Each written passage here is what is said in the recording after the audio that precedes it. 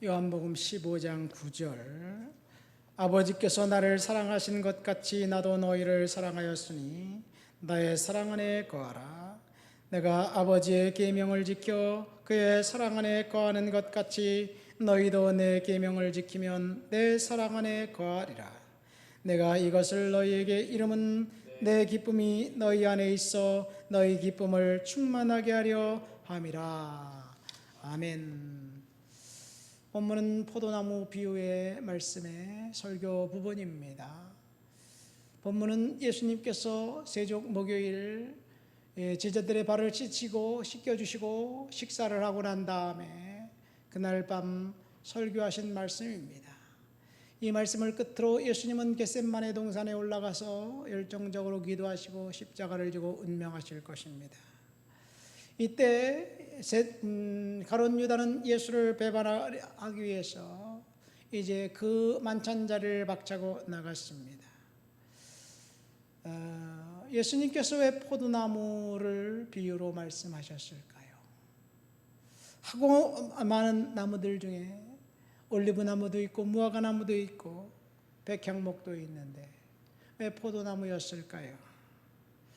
백향목은 예루살렘 성전 제목으로 쓰였지요.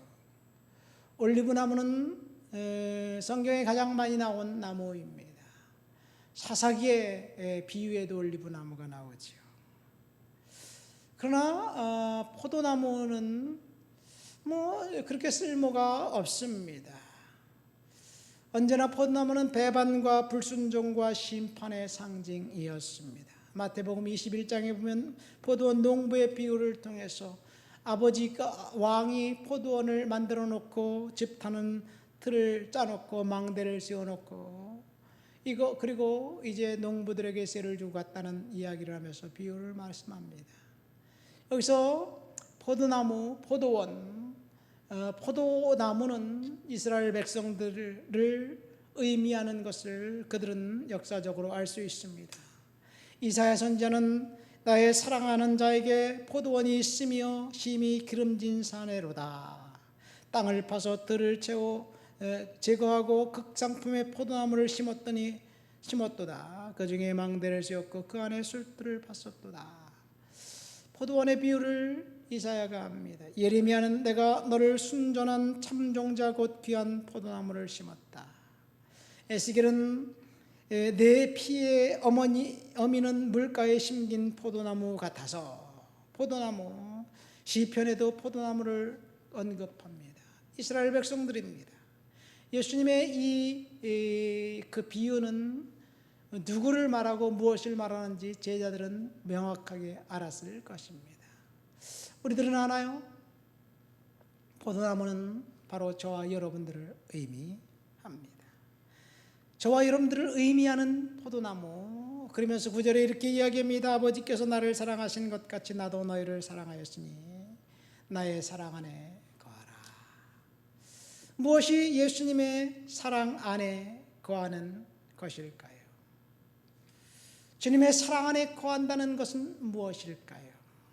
오늘 저는 이 말씀을 준비하면서 두 가지가 우리가 주님의 사랑 안에 거하는 것이 아닌가 생각되었습니다. 지금 이 설교는 제자들에게 하신 말씀이에요. 제자들 중 한 명은 예수님을 배반하기 위해서 그 만찬자를 박차고 나갔습니다. 날이 밝으면 제자들은 다 흩어질 것이고 베드로 역시 예수님을 배반할 거예요. 그러니까 예수님은 제자들이 서로 사랑했으면 좋겠다. 그것을 생각하면서 염두에 두고 너희들이 지금은 흩어지고 지금은 서로 모른다고 하겠지만 사랑의 공동체가 되어서 나의 명령, 지상 명령을 순종하게 될 거야. 그런 의미에 말씀하시면서 사랑 안에 거하라고 말씀하셨습니다. 내가 그리스도 안에 거하고 있는지 어떻게 알 수 있습니까? 내가 포도나무와 연결된 가지인지 어떻게 알 수 있습니까? 많은 사람들이 이렇게 질문한다면 우리의 관심이 어디에 있는지를 알면 됩니다. 여러분, 우리의 관심은 우리가 기도하는 것에 있습니다. 여러분이 무엇을 위해 기도합니까? 자녀를 위해 기도하고 우리의 관심이에요. 사업을 위해 기도하고 우리의 관심입니다. 돈을 위해 기도하고 우리의 관심입니다. 관심이 있는 것, 그것을 가지고 우리가 기도합니다. 열심히 기도합니다. 무엇을 위해 기도하고 있는지 그것을 보면 우리가 예수님 안에 있는지 알 수 있습니다. 내가 무엇을 하든지 기도하고 결정한다면 예수님 안에 거하고 있음에 틀림없습니다. 그런데 사실 우리는 그래요. 위기 상황이라고 생각하는 그 상황 때 하나님이 이 문제를 어떻게 해결해야 될까요? 기도하고 주님 앞에 잠시 시간을 내어서 주님께 맡기고 음성을 구하고 행동할까라고 볼 때 대부분의 사람들은 위기 상황이 되면 문제 해결 모드로 직접 먼저 뛰어들어갑니다. 저도 그래요. 모든 사람이 다 그렇습니다. 그냥 몸의 반응이에요. 그리고 난 다음에 아이고 이게 좀 잘 안 되네. 그러면 이제 그때 가서 기도하기 시작합니다. 그렇죠. 좀 그걸 바꾸면 어떨까요? 주님의 사랑 안에 거한다는 것은 그걸 바꾸는 거예요. 지금까지는 문제에 봉착했을 때 내가 먼저 뛰어들었다면 이제는 감정을 내려놓고 주님 이걸 어떻게 해야 될까요? 하나님께 묻고 그리고 그 즉시 말하지 않고 그 즉시 행동에 돌입하지 않는다면 주님의 사랑 안에 거하는 것이 아닌가 생각됩니다.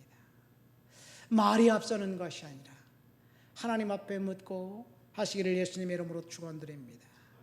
두 번째, 주님의 사랑 안에 거한다는 것은 주님을 신뢰하는 것을 의미합니다. 하나님을 신뢰하는 것은 아까 말한 대로 기도하고 결정하는 것을 말합니다. 인간의 지혜과 계획보다 하나님을 뜻을 따르기로 결정하는 거예요. 아까 말한 것처럼 사건에 뛰어들기보다 먼저 하나님 앞에 이제 모든 것을 맡기는 거예요. 그러면 하나님께서 저와 여러분들과 함께 하십니다. 하나님 분명히 인도하셔요. 가장 좋은 길로 인도하셔요. 어제 제가 황당한 경험을 했어요. 새벽 예배 끝나고 제가 아침에 강남으로 달려가잖아요. 아침에 교통체증이 많아서 이 자유로에 정말 차가 많아요. 신속하게 가야지 이 정확한 시간에 가요. 그런데 제 자동차가 고장나서 지금 공장에 맡기고 대차를 받았는데 가스가 한 80km, 90km 정도 남았어요. 그래서 오는 길에 넣어야 되겠다. 근데 갑자기 자유로에서 차가 멈췄어요. 너무 곤란하더라고. 그런데 성수대교 바로 앞에 성수대교에서 압구정로 넘어가는 공간이 있는 그 지점 바로 앞에서 멈춘 거예요. 거기까지 가기 얼마나 차가 막힙니까? 그래서 또 그 여유된 그 공간도 있고 대피로도 있고 거기서 공장에 전화해서 보험이 어딘지 전화해가지고 결국은 기름을 넣었어요. 죄송합니다. 차가 좀 낡아가지고요. 가스 그 게이지를 신뢰할 수 없습니다. 너무 황당했어요. 그런데 중간에 막히는 그곳에서 차가 멈췄으면 어떡할까? 마침 성수대교 바로 미치기 때문에 이제는 건너기만 하면 되니까 물론 그 교통 체증을 뚫고 보험회사에서 가스 넣고 기름을 휘발유 가지고 오는데 1시간 걸렸지만 가만히 생각하면 하나님께서 가장 적당한 길로 인도해 주신 것이 아닌가 생각됩니다. 기도하면 하나님께서 나도 모르는 일들이 일어났을 때 안전한 길로 인도해 준다는 사실을 믿으시기를 예수님의 이름으로 축원드립니다. 주님의 사랑 안에 거한다는 것은 11절, 12절에 보면 내 계명, 나의 계명 안에 거하라. 10절 말씀 보세요. 내가 아버지의 계명을 지켜 그의 사랑 안에 거하는 것 같이 너희도 내 계명을 지키면 내 사랑 안에 거하리라.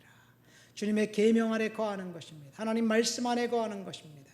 하나님의 계명은 서로 사랑하는 것을 이야기합니다. 사랑할 때 하나님의 계명 안에 거하는 것. 우리는 사랑하는 사람이 되어야 될 줄 믿습니다. 나와 관계없는 사람을 사랑하기는 너무나도 쉬워요, 사실. 그 기독교 방송에서 어떤 선교사가 아프리카에 누군가가 굶어 죽어가고 있다. 극동 방송에서 방송을 들으면 감동이 돼서 설교, 헌금을 할 수는 있어요. 그러나 매일 만나는 사람 사랑한다는 것보다는 미움이 앞설 수가 있습니다. 사랑은 나와 관계없는 사람을 사랑하는 것이 아니에요. 매일 만나는 사람, 나와 관계 있는 사람을 사랑하는 것입니다. 여기 그것이 우리가 해야 할 일입니다. 우리는 사랑하며 섬기며 나와 가장 가까이 있는 내 가족, 내 아이들, 남편, 아내, 그 다음에 직장 동료, 내가 섬기고 사랑해야 될 줄 믿습니다. 왜 사랑할 수 없느냐? 기대감을 충족시켜주지 않기 때문에, 내 기대를 저버리기 때문에 그렇습니다. 왜 내 기대만 생각한가요? 상대편의 기대를 내가 충족시켜주면 어떨까요? 오늘은 내 기대를 요구하기에 앞서서 상대편의 기도를 충족해주면서 사랑하는 저와 여러분들이 되시길 예수님의 이름으로 축원드립니다. 하나님 아버지 감사합니다. 주님의 사랑 안에 거하는 하나님의 자녀, 하나님의 백성 되도록 주여 도와주옵소서. 하나님, 모든 일을 시작하기에 앞서 하나님 앞에 기도하고 일을 시작하도록 도와주옵소서. 무엇보다도 나의 가장 곁에 있는 가장 소중한 사람들을 미워하고 이제 질투하는 것이 아니라 사랑하게 도와주시옵소서. 예수님의 이름으로 기도합니다. 아멘.